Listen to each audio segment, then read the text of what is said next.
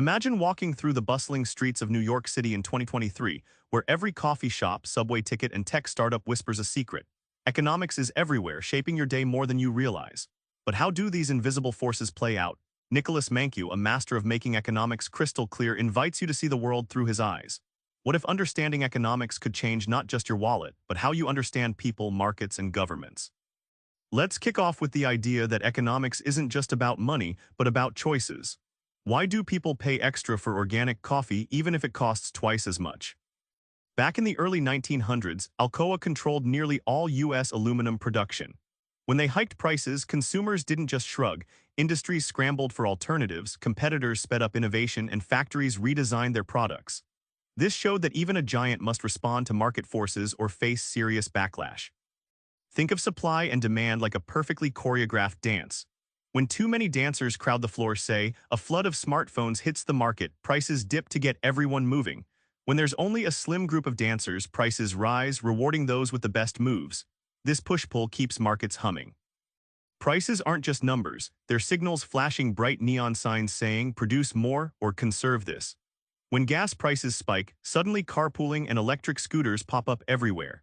It's a brilliantly simple system that teaches both buyers and sellers how to adjust, often faster than any government policy can. You might think trading goods is a zero-sum game. But what if trading is more like a friendship where both sides walk away richer? Let's decode how trade boosts prosperity.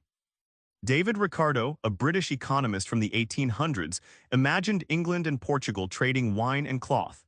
Even if Portugal made both better, it still benefited from specializing where it had the biggest edge. This simple story shows us trade isn't about who's best, it's about who benefits most by focusing on strengths.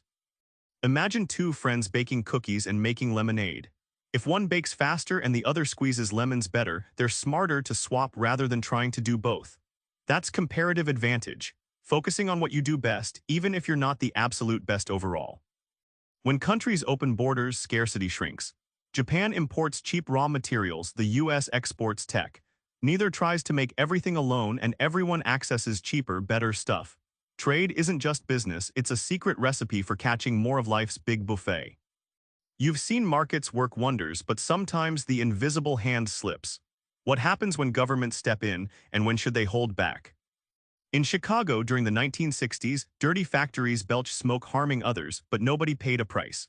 The government stepped in with pollution rules, essentially enforcing property rights for clean air. This story spotlights how markets alone can fail when harm spills beyond buyers and sellers. Market failures occur when invisible hands fumble, like when vaccines are underproduced or highways congested. These gaps need government nudges, think regulations, taxes, or subsidies, to restore balance without crushing innovation or motivation. Here's the tricky part. Governments aim for fairness, but boosting equality often means taxing success, which might slow growth. It's a delicate dance where every policy tiptoes between lifting people up and keeping markets thriving. Understanding this trade-off is the heart of economic policy. Remember those New York streets bustling with choices? Now you see how each decision, each price tag, even each government move plays into this grand economic dance. Next time you pay a little extra for that latte or think about tariffs on tech imports, you're not just a consumer, you're part of an invisible, fascinating system.